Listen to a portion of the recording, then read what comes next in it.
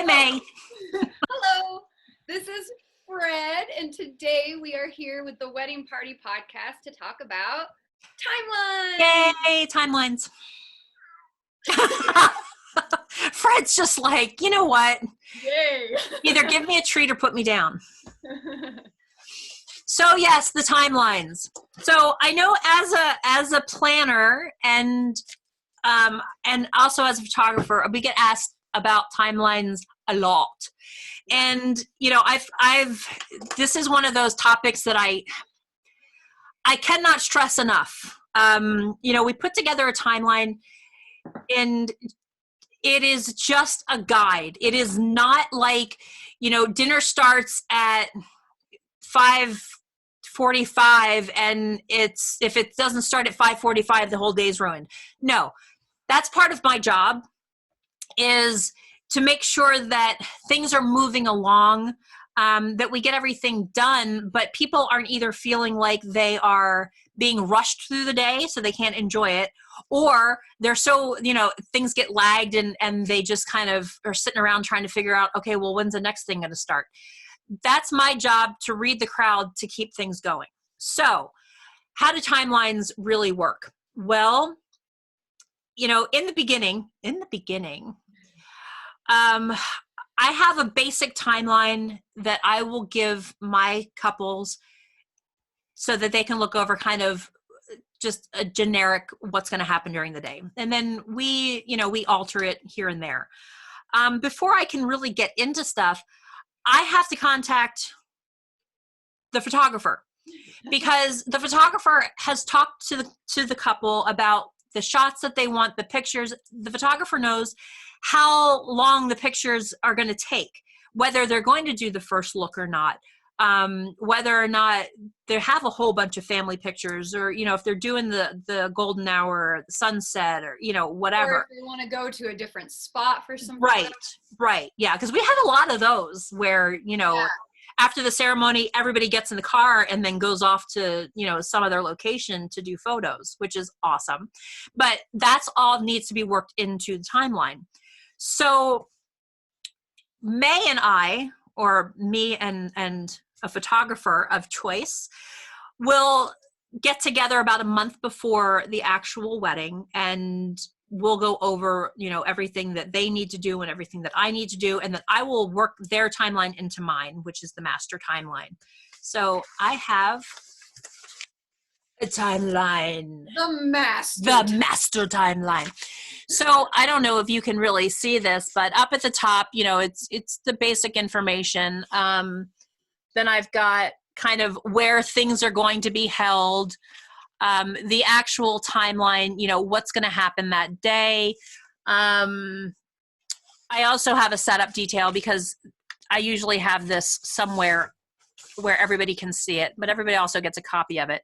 But it just kind of shows everything that's going to happen for those 3 days, which the 3 days is the day before, which has the rehearsal and setup, and then the day of the wedding, and then usually the day after, because there's things need to be returned, and we need to do like last minute cleanup.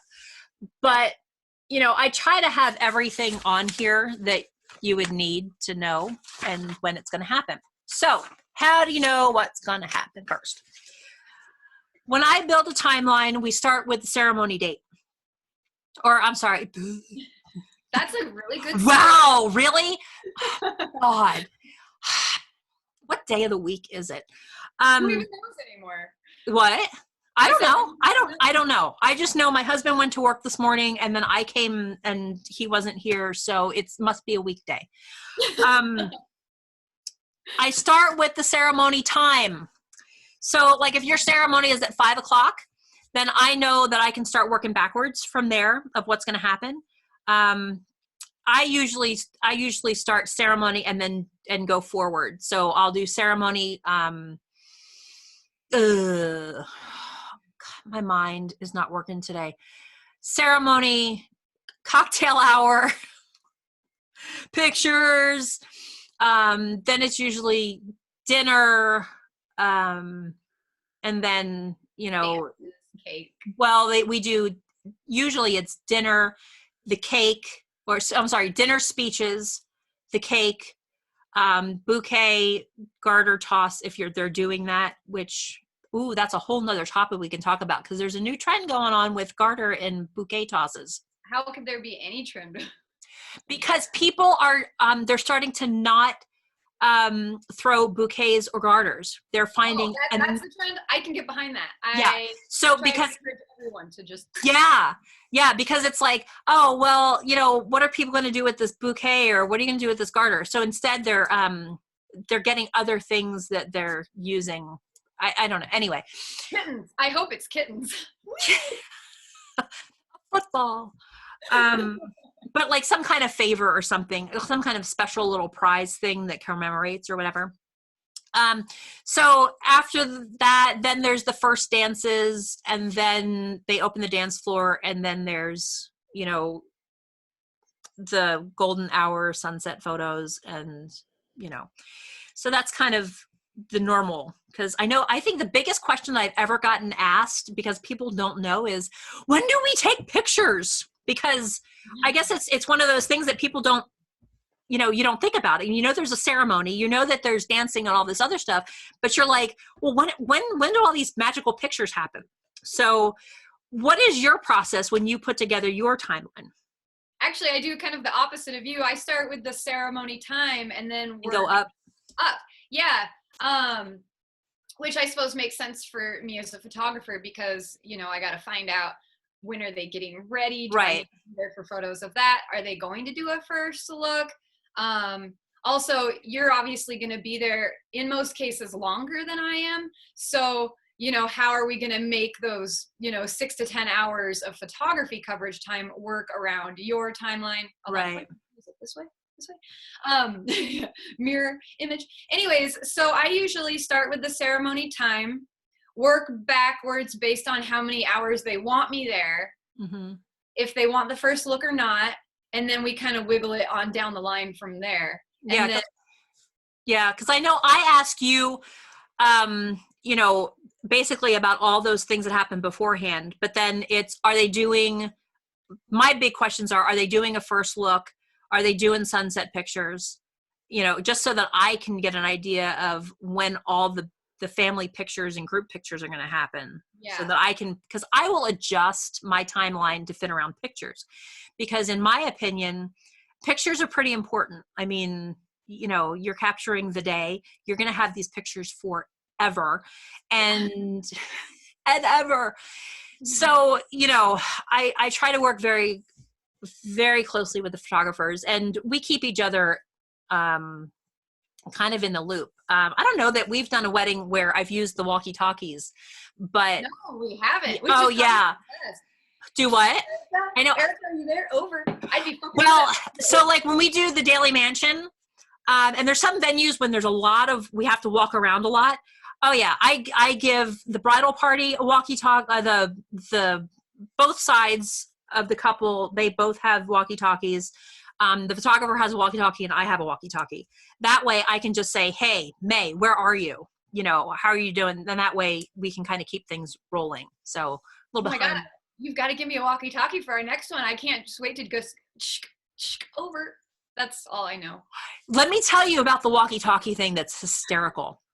Because when you give a group of guys a walkie-talkie, you never know what's going to happen. And sometimes the two different groups will find a different channel and they'll talk separately back and forth to each other. Oh yeah, it's fun. So we always have a good time. Who doesn't love a walkie-talkie? I don't know. No, I don't wear one of those things because I just keep it in my pocket because like it's annoying. I don't like things on my face.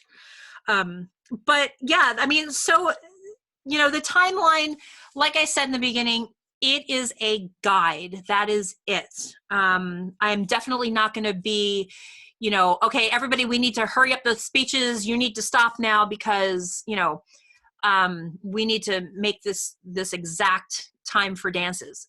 No.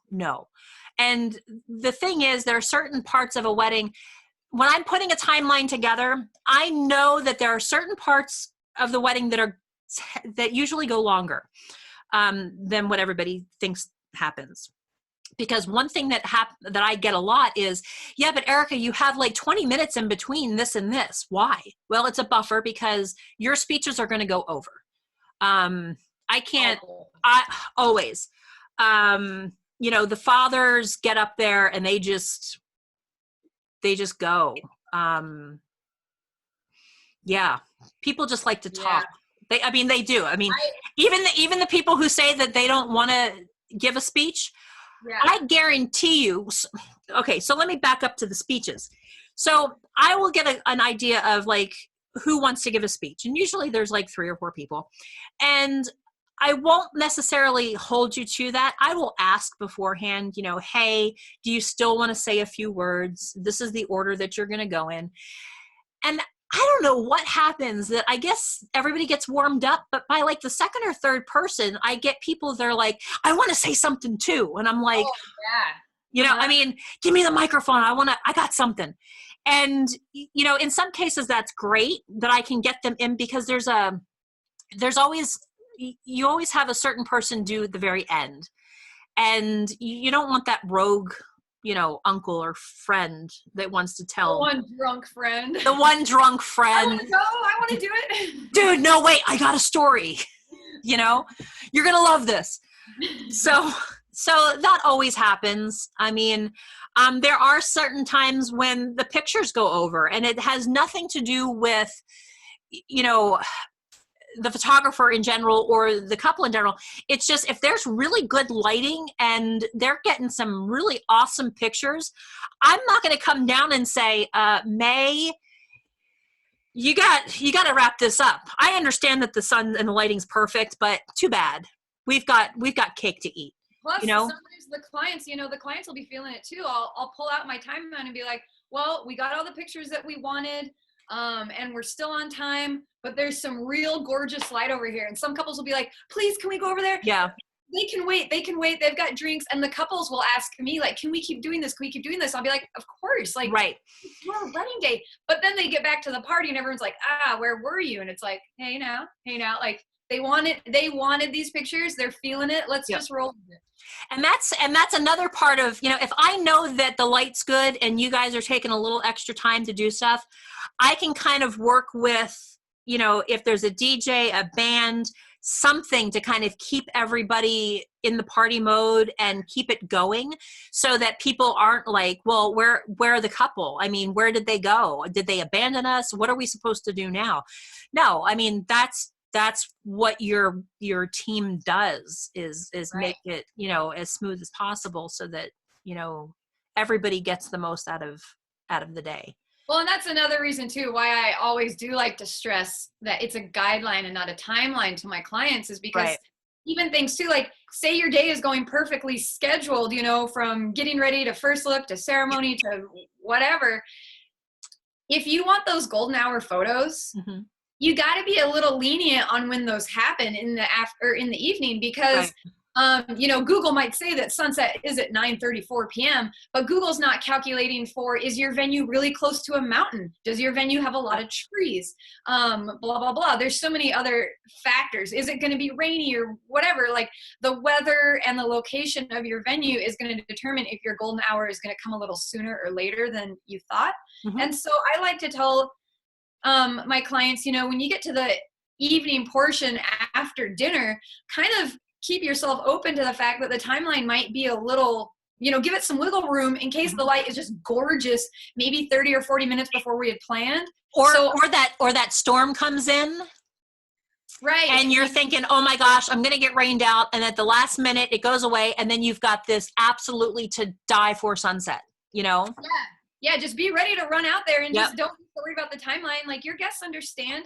And that's why I think being in communication with not only your clients, but also your other vendors that you're working with is, you know, I'll just approach my clients and, you know, be like, hey, I'm keeping an eye on the weather. I might need to pull you away in about 10 minutes. Do you want to save your first dances for after golden hour and absolutely so we can get that light? Because a lot of those post-dinner reception activities, they really can happen at any time, especially if they're inside a venue where obviously the light, it's going to change fast. And golden hour might be an hour, but the sunset's only going to be a couple minutes. Well, I can't tell you how many receptions. I mean, we've just like timeline. Okay. And it actually comes down to me just checking off to make sure that we did everything that we were supposed to on the timeline. The order, it honestly, the order doesn't matter. I know I get a lot of people who are like, well, do we have to have the cake before we dance, or can we dance and then have, you know what, whatever you want to do. And it might change. I mean, we might decide this, hey, we want to do it this way, 2 months or a month beforehand. But then the day of the wedding, things happen. We had a wedding that they did first look, and everybody kind of got partying and having a good time just with their little tribe groups together. And it was like, I think we were like an hour behind. And I'm like, well, the ceremony is supposed to start in about half hour, but, I think we kind of, we made up some time on certain things. Right. But, and that's part too, yeah. where like, you've got a timeline, but I don't want to be the asshole that comes and interrupts you and pulls you away from your friends to do something that could easily just be done later. If you're having a great time and palling around with your buddies, do it. It's your wedding day. Just do it. Yeah. And that is one of I think that's probably one of the biggest things about having, I'm going to do shameless plug here, planner, because, because we know what takes longer. We can read the group. We know that if you're starting to get antsy and you want to get this thing going, okay, then we will make that happen. If the guests are starting to get a little, well, what happened? We run that interference. We make things happen. If you don't have a planner, a lot of times the photographer will take over and play that role. But the photographer also has to take pictures. So, they can't, even if they have a second shooter, they were hired to be a photographer. They were not hired to coordinate your whole wedding. So they're only there, for, what's the max that you're there? 8 hours? I'd say on average I'm there for 8 hours. I used to do more 10 to 12 hour weddings, but I mean. But a lot of the time it's like people are just, taking pictures of people eating. Yeah, no one needs pictures of like, or like all your friends wasted on the dance floor at midnight. Like, I know that. Oh, come on. I had some of the best pictures. I had a wedding that, oh my God, at the end of the night, they were wearing gorilla masks. Nice. All the guys had gorilla masks on, and they were doing, I don't know, gorilla things. But see, that comes down to your timeline too. If you say, for example, have a set number of hours that your photographer is there, but you know that your friends are going to be fun and wild and you want those silly pictures later in the evening. Yep. Those are typically the couples that cut out some of those getting ready shots and maybe save the first look for like 30 minutes before the ceremony or whatever, and kind of scoot everything down a little bit, so I am there for more of the reception parties. But that's it. That's the other thing about the timeline is I like to give some time between, if there is a first look, I like to give a little bit of time before the ceremony so that they can just kind of, but I also like to do a little bit of time after the ceremony so that the couple can just kind of decompress, relax a little bit, and then go in and either do pictures or something, depending on where that falls, because it's a lot. I mean, everybody's so stressed for so many months, and and it's so funny because there is a point in the wedding that all those details, you can see the couple going, you know what? It doesn't matter. Yeah, the ball is rolling. It's going, and like, if we don't have that specific vase somewhere, it's okay. Nobody's going to notice, but we're going to do a whole thing on that too. Yeah. We've got all kinds of fun topics. I definitely do add in buffer time wherever possible. So, I put in 30 minutes for a photo session. Photo session's not going to take 30 minutes, but we might have to walk somewhere. Right. You might get distracted. You're going to want some time. And on my timelines, I always put a 30-minute buffer before the ceremony. And it always says specifically drink some water. Right. I always write that on my timeline, drink some water before the ceremony. I mean, so like basically, so what I've got, you know, and this is actually a real wedding that I'm doing. We're doing. Oh my God. That's right. You are on this wedding. Yeah. Oh, see, we're going to talk about this, but you get a little sneak peek. So, you know, like the day before they're doing, we're going to set up for instead of a rehearsal dinner per se, they're doing a welcome dinner. So we're going to set that up beforehand, go over to the venue, and then do the rehearsal, and then go back and then do some more of and actually do the welcome party thing. So, but you know, we're doing the rehearsal at 4, the rehearsal dinner's at 6.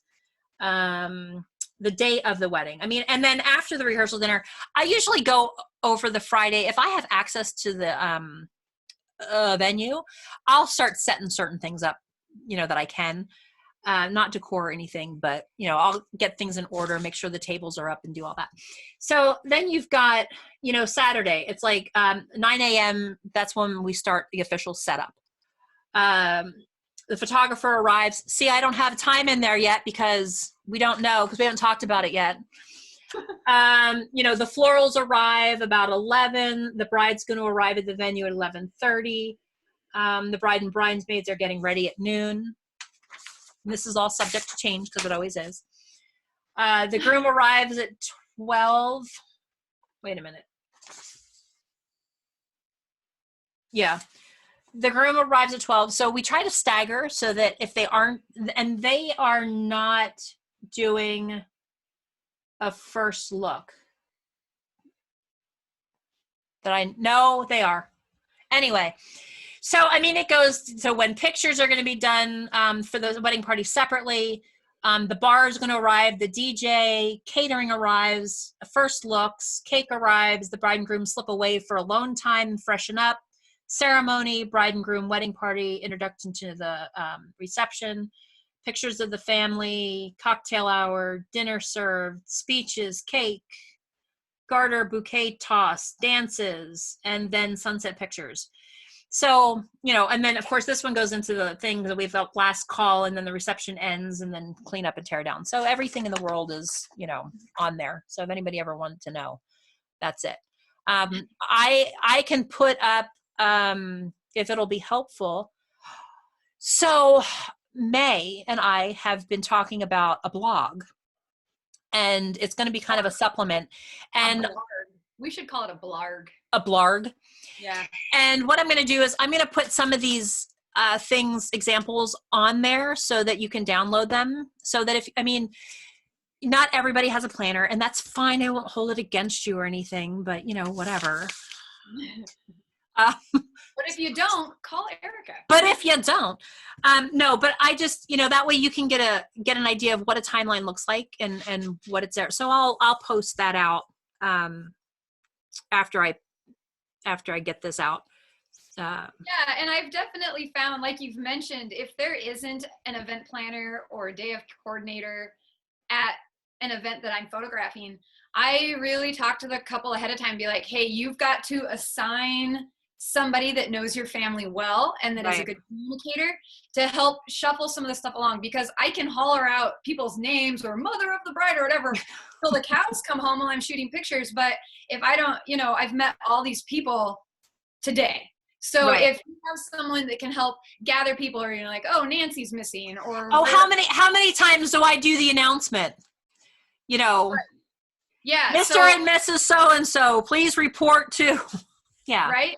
Yeah. So yeah, between me trying to, you know, check my shot list and get people in order and pay attention to all my photo-based things, I'm also trying to help coordinate with if there's no planner. So that also comes into play of, if they don't have a planner, hopefully at least they have a DJ, because then I can at least use the DJ to bounce the timelines back and forth, because the DJ will also be communicating with the caterer and keeping the reception flowing. Right. So, you know, it just comes down to a lot of communication with your vendors. And yeah. And that's the thing. I mean, that's why it's so important when you, have a team that has worked together in the past.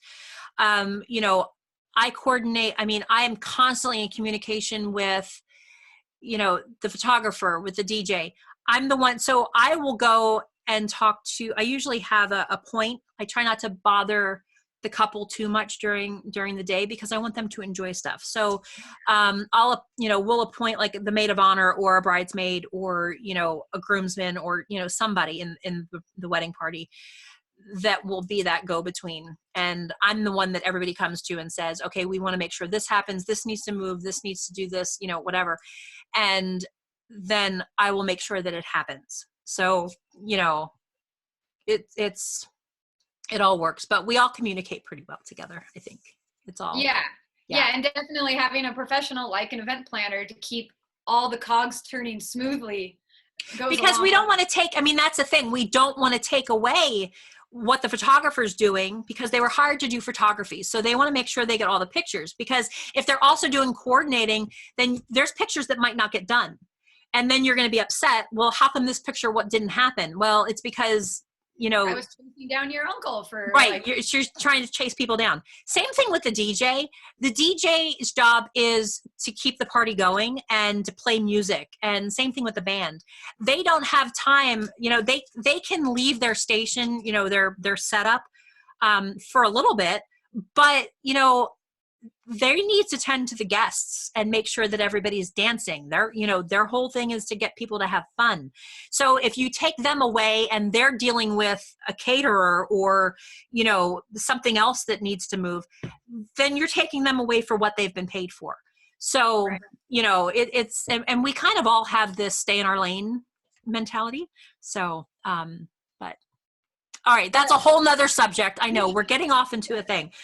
So as far as timeline goes, key points, it's usually done about, the final timeline we start working on about 30 days before. It is a guide. It is not written in stone. Maybe guideline. We should take it back. We'll just axe the word timeline from our vocabulary, put up the word guideline, and guidelines. Yes. Maybe I'm going to start doing that. Maybe I'm going to change online to, guidelines. The wedding guideline. Look, I'm going to write this. I'm going to write this down. Timeline guideline. There we go. See, yeah. It's now official. I wrote it. Oh yeah, that looks super official. Good job. I'm all about being official. Yeah, we're professionals here. We're professionals. It's what we do. All right. So anything else besides that on timelines that the good people of the world need to know about? No, I think that's good. It's a guideline. It's guideline. Communicate with your planner and your photographer, your vendors ahead of time. What's super important. So if things do get out of whack, then at least we know what we can focus on is super important. And also know that most vendors are always open to stay extra, because that's one foolproof way to still get whatever you want is, as a photographer, if their guideline doesn't get followed perfectly for whatever reason, then I have a handful of clients every year that just have me stay for an unplanned extra hour or two, and then we can still knock out whatever they wanted to get done. The location might be different, the lighting might be different, but I'm always prepared for all of that. I bring off-camera lighting, I know how to use natural lighting, all those things. So as long as you're comfortable rolling with the punches and just kind of going with the flow of the day, you're still going to get everything that you want. It might just not be how the original guideline. Right. And it's amazing how many people get caught up on that. And I understand, there's a lot of type A people that they see this and they're like, no, it needs to be, we need 27 minutes to do this. Yeah. And I'm like, okay, and we can keep that. And I tell them, we will keep it as close to, as possible, but don't freak out if it's 2 or 3 minutes later or before. But the thing also is, as things get going, there are some that even in the middle of the reception, they're like, we've been dancing for a really long time, so don't we need to do something else? No, have fun. Go have fun. Be with your people. Go have fun. So, but most people pretty much after the ceremony, as long as everybody eats and everything's working, they don't even know what time it is. I mean, and if the older people get antsy, just push the cake out and you're good to go. No eating the cupcakes or the cake before the dinner. I've blocked people from cupcakes. So, you know, it was bad. All right. So that is our little thing on the timeline / guideline. I'm using it. And so look for the example that we're gonna have posted on the site, and I'll put that when I post the recording. I'll give you the link of where all this stuff is. And if you have any questions, go ahead and put them in the comments. Put them in the comments, and we will talk to you about our next exciting topic again soon. So again, thank you, Mae. Thank you, Erika.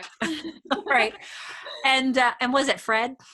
Yeah, and Fred. Today, Freddy Krueger, the cat, joined us. So. Oh, Fred. All right. We'll see you next time. All right. Bye. Okay, bye.